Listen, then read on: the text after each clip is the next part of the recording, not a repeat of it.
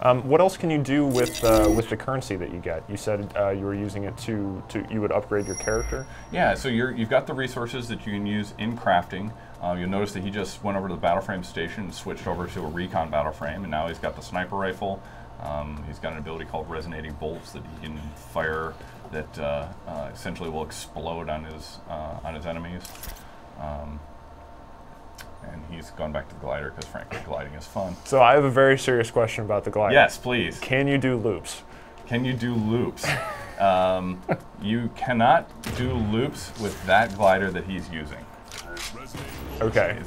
So now you're teasing about the loops. I'm not intentionally teasing about the loops. I'm being as factual as I can. No, that's true. There may very well be multiple gliders that are available in the game at some point. But that glider that he's using there is a travel glider. It's really meant for sort of long distance, travel. Okay. So it's not really a combat glider. That is not a combat glider. But we do have like multiple forms of gliding available. You can see he's sort of helping out someone who's running a little thumper over there. Yeah, and this is interesting because you are sniping in kind of an open world, so you're very far removed from other people's conflicts, but you're still able to help out. Absolutely. And you see he's standing next to an engineer up there. Engineers are kind of cool. They've got that big battle gauntlet that they use to drop their deployables down into the world. What kind of turrets can they drop down, or deployables? Well, obviously turret's one, force field is another, and all of these are upgradable. So the force field starts as a small little force field, upgrades into a bigger force field. It can even upgrade into sort of a half sphere that sort of surrounds you to some extent. And he's now run out of ammo because he hasn't found any ammo pickups in a while. And when you say that stuff upgrades, those are upgrades that you make on your character menu. It's not just like the deployable is active for a long period of time, so it starts auto-upgrading while it's out in the No, field? you actually run up to it and tell it to upgrade. Oh, okay. The engineers collect wrenches whenever they grab an ammo pickup, and they can use those wrenches to upgrade their deployables. So if you that basically means if you're a skillful engineer, you will have better emplacements all over the field. Yep, that's exactly right. Oh, I found some more chosen. That's excellent. And those chosen are distracted by all the engineer stuff. Yeah, we'll get some shots off. Yeah, quite a few headshots. In terms of actual performance, I mean, we're running this on a pretty powerful PC, but you know, with the free-to-play model, it does sort of open it up to a broader audience because there isn't that initial and we've got payment to make. So is the goal to try and make it run pretty well on a wide range of systems? Like you're not shooting super high end on the that's absolutely correct. We want to make sure that I think the way I heard it described best was we want to make sure the game still looks good on the second computer, you know, in each household.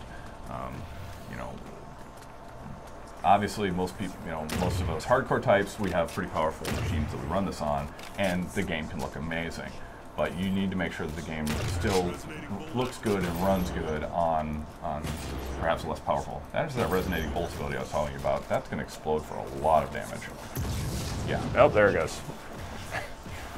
So you're saying it is a scalable experience? Yeah, very much so.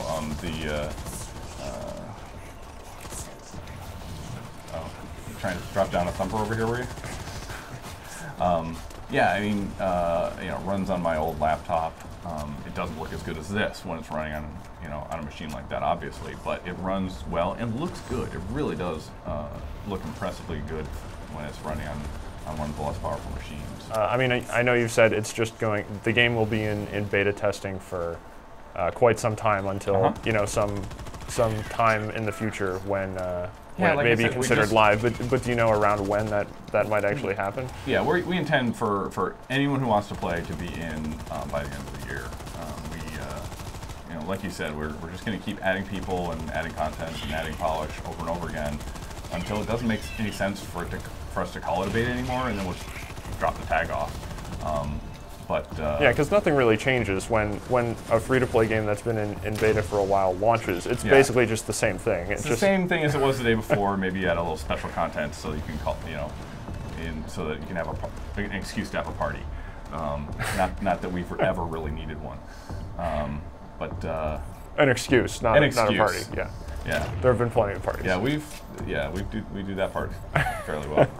Well, I mean, if someone's watching this video and they did want to try and get into the beta testing, that's something that you said people in the beta were given codes that they could hand out. Yep, absolutely. Are there any other ways to get in? So the direct way is you go to our forums, go to firefallthegame.com, and sign up on our forums there. That's the place where we, as a company, we send out invites, and then anyone who's in the beta is going to receive invites that they can give out to their friends every few weeks. So, friends are just expanding the circle of players, and the nice part there is you already know someone who's playing.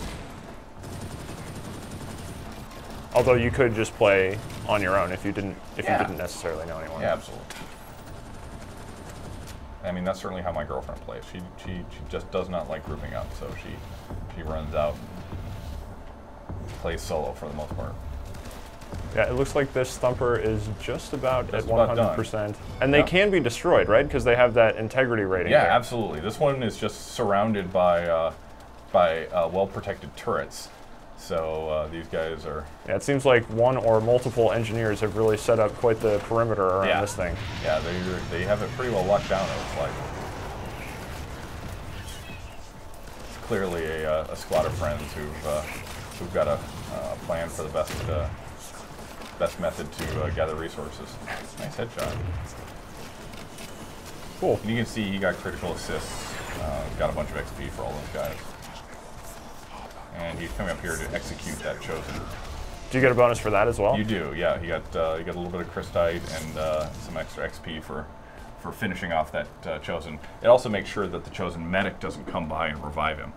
Oh, so they will have abilities that mirror your own. Yes, absolutely. Yeah, they've got weapons and abilities all of their own, and they can be as dangerous as the players. There's no doubt. So if we are heading back to town, I don't know if we could just show off the equip menu or character customization screen or something like that, just to go through the different ways you can mod out your guy.